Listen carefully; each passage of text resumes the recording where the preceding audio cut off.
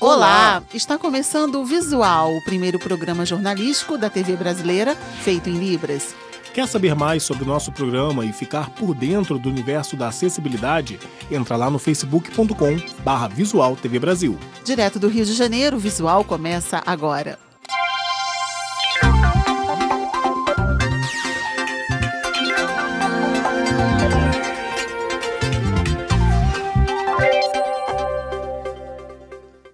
Milhares de pessoas estão endividadas no país.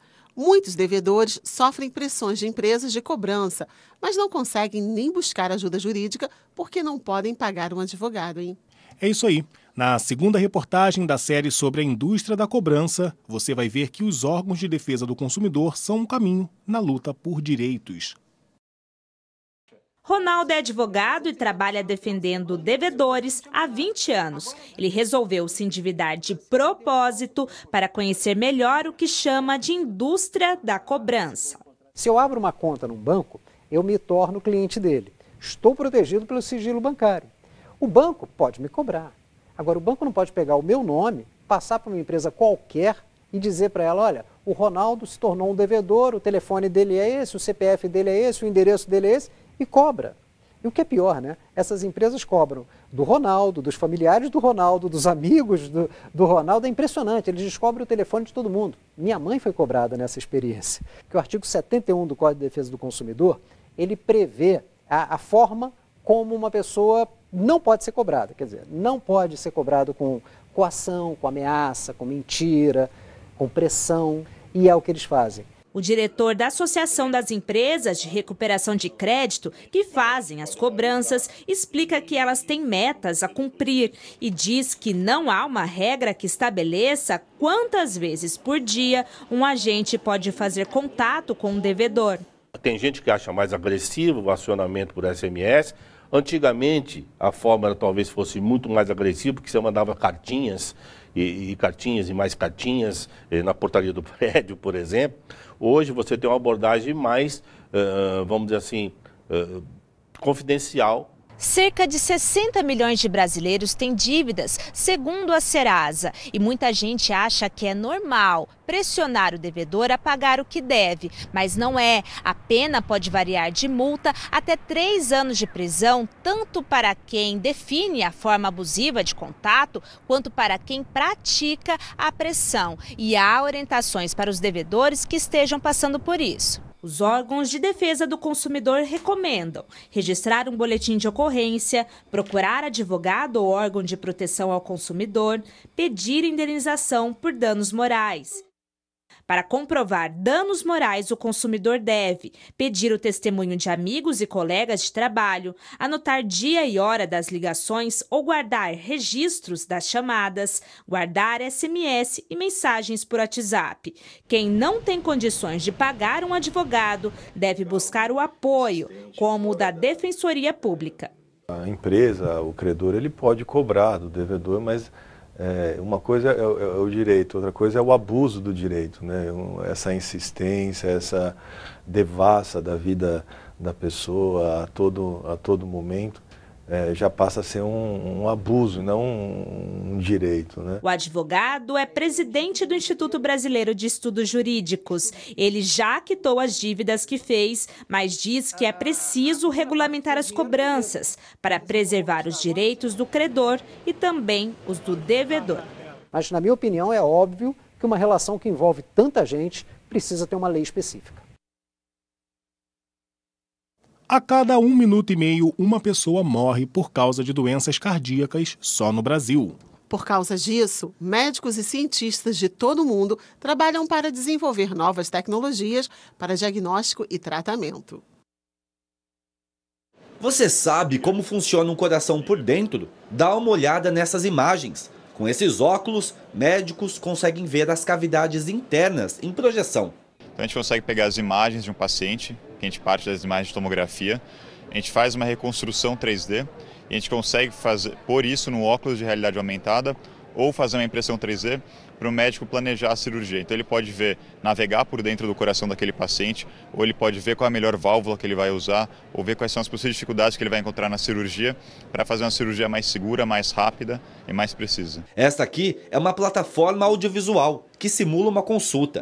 Tudo foi gravado com atores, representando uma situação real. Assim, os estudantes podem fazer diagnósticos sem medo de errar e comparar com situações que realmente acontecem. Ele vai fazer uma consulta como ele faria no consultório dele. Isso vai ser discutido com o especialista, o aluno recebe um feedback das ações que foram boas ou ruins para poder cada vez melhorar e se aprimorar mais. No Brasil, as doenças cardiovasculares são a principal causa de mortes. Segundo a Sociedade de Cardiologia do Estado de São Paulo, morrem por dia no país, em média, 720 pessoas vítimas de ataques cardíacos. Para melhorar esses números, a tecnologia ajuda, mas o que importa mesmo é a prevenção. O maior problema é que hipertensão passa muito tempo sem causar sintomas. Colesterol alto, a pessoa não sente nada. Diabetes, ela pode se acostumar e acabar não sentindo muita coisa. Então, o que a pessoa não sente, ela não trata. Nós precisamos conscientizar as pessoas que quem tem algumas dessas condições, dentre outras, como principalmente o tabagismo, elas têm que se cuidar sim e têm que tomar um estilo de vida saudável, mas muitas vezes tomar medicamentos para não morrer. Essa é a questão. O Brasil está entre os países que mais usam aplicativos de celular. Mas a tendência é que eles sejam substituídos por outra tecnologia em cerca de 5 anos. Os aplicativos para smartphones se tornaram nos últimos anos uma ferramenta indispensável para muitos brasileiros. WhatsApp, Snapchat, Instagram. Alguns ajudam nas tarefas diárias e poupam tempo dos usuários. Eu uso aplicativos de banco, aplicativos de calculadora. Uma pesquisa feita pela PPN, especializada em informações sobre tecnologia, mostra que o brasileiro usa, em média, 12 aplicativos por dia. É o maior número entre os 9 países pesquisados. Além disso, o tempo gasto nesse tipo de ferramenta vem crescendo.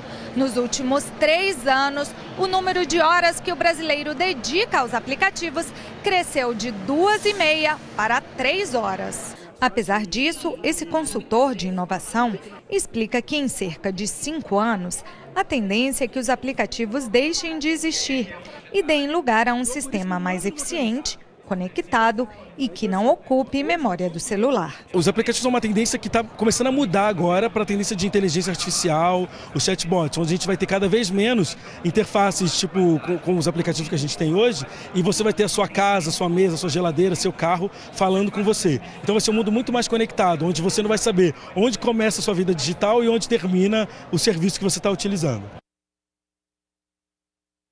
O transtorno de déficit de atenção e hiperatividade geralmente surge na infância. Mas os sintomas podem permanecer até a vida adulta e os homens são os mais prejudicados. Gabriel tem 12 anos. Desde os 5 faz tratamento psiquiátrico para déficit de atenção com hiperatividade. Durante muito tempo foi considerado menino problema nas escolas que frequentou. Havia momentos ali que, além da impulsividade, já resvalava para a agressividade, então se tornava uma criança agressiva. Segundo a Associação Brasileira do Déficit de Atenção, o TDAH é uma doença que afeta o amadurecimento dos neurônios. A pessoa tem dificuldade de se concentrar e costuma agir com impulsividade. Mas como diferenciar uma criança saudável e agitada de uma criança doente? Segundo essa psiquiatra, os sintomas têm de estar presentes há pelo menos 6 meses e afetar a qualidade de vida da criança e da família. O que caracteriza o TDAH e que diferencia quem tem TDAH de quem tem uma desatenção normal ou uma hiperatividade normal é a intensidade desses sintomas. O diagnóstico é feito por profissionais de psiquiatria e envolve uma avaliação detalhada. O médico deve conversar com a criança e com os pais e buscar informações sobre como ela é na escola e com os amigos. Na maioria dos casos, o paciente diagnosticado com déficit de atenção tem que tomar medicamento. E é aí que começa a polêmica. Alguns especialistas defendem que o tratamento tem que ser iniciado o quanto antes.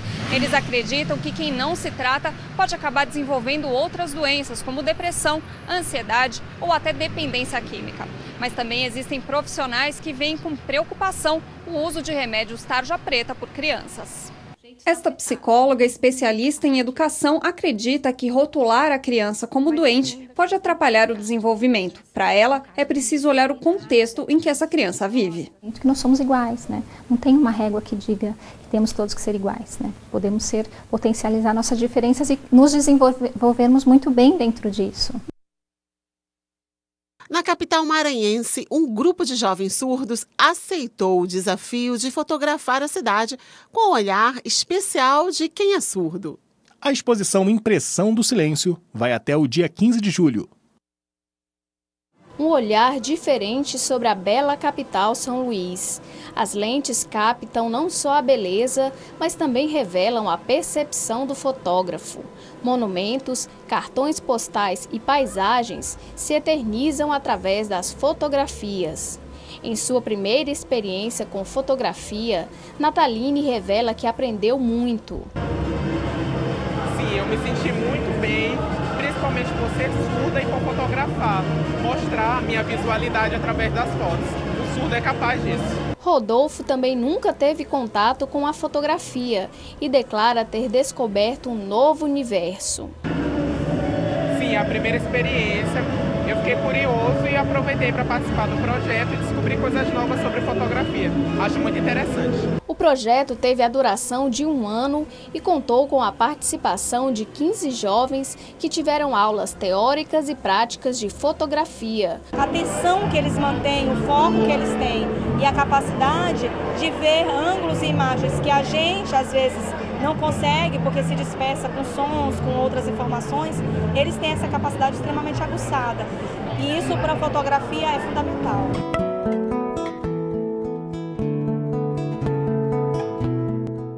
E o Visual fica por aqui. E você já sabe, para falar com a gente é só mandar uma mensagem pelo WhatsApp.